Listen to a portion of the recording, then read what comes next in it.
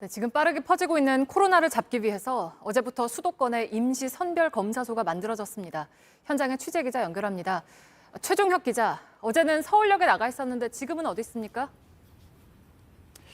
네, 이곳은 서울 신도림역입니다. 하루 유동 인구가 10만 명에 달하는 곳이죠.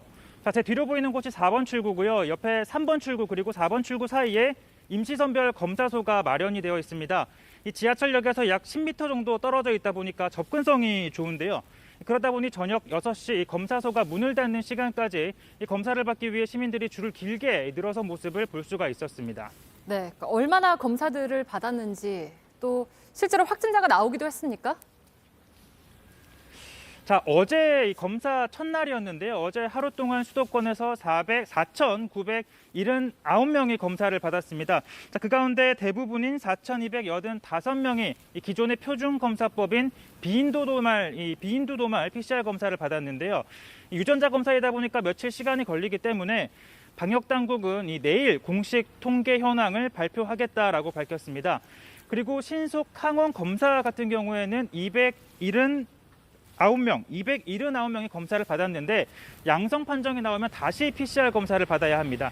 다행히도 이 검사로는 현재까지 양성 판정을 받은 사람은 없습니다.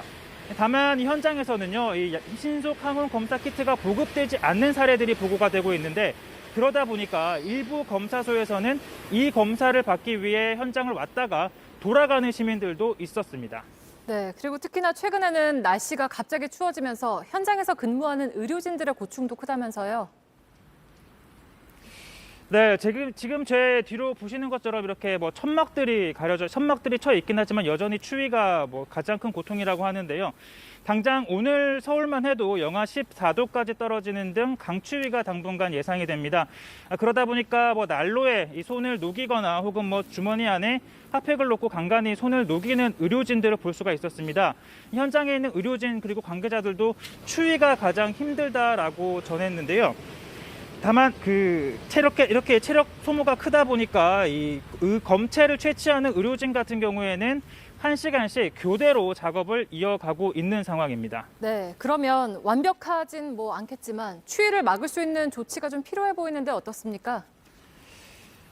네, 지금 뒤로 잘 보이실지 모르겠지만 임시로 천막이 쳐져 있습니다. 좌우 그리고 뒤쪽에는 바람이 통하지 않게 가려져 있긴 한데요.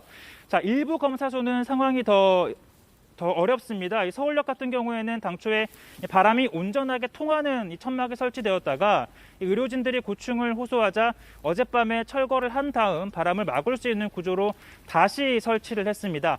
다만 또 온전한 실내가 아니기 때문에 이 추위를 완전하게 막기에는 어려운 상황입니다. 네, 하여간 이래저래 의료진들의 고생이 많은 상황입니다. 지금까지 신도림 임시선별검사소에서 최종혁 기자가 전해드렸습니다.